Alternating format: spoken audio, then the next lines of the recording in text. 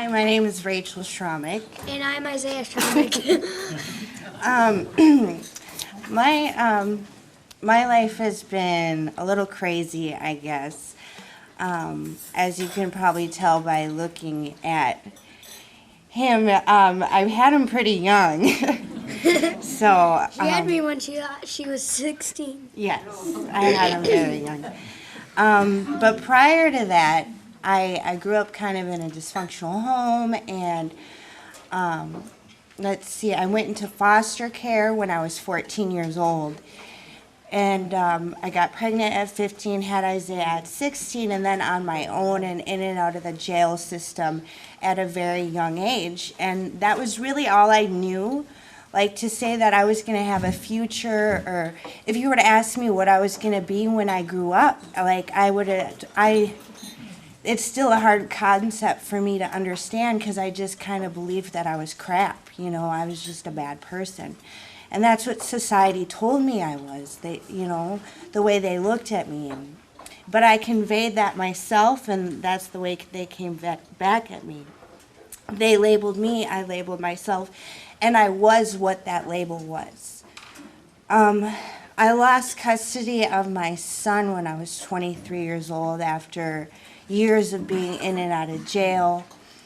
And that was the hardest point in my life. It was really hard. But not only did it affect me, it affected Isaiah more than words could ever explain. But that's what really touched me about your opening blessing, was once that happened, that was an opportunity to grow. That was an opportunity for me and Isaiah to really come out of something and, have some character that wouldn't normally be there, some substance. Because now I can appreciate life a little bit.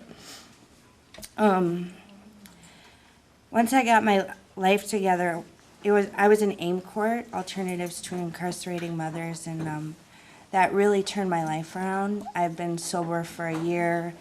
I got my son back. I'm a supervisor at my job. I'm going to school.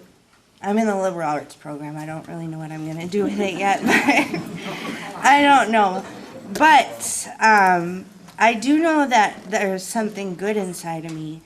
And since I've been able to come out, actually since I met you guys, I wasn't no longer considered a criminal anymore. People looked at me and they valued my experience.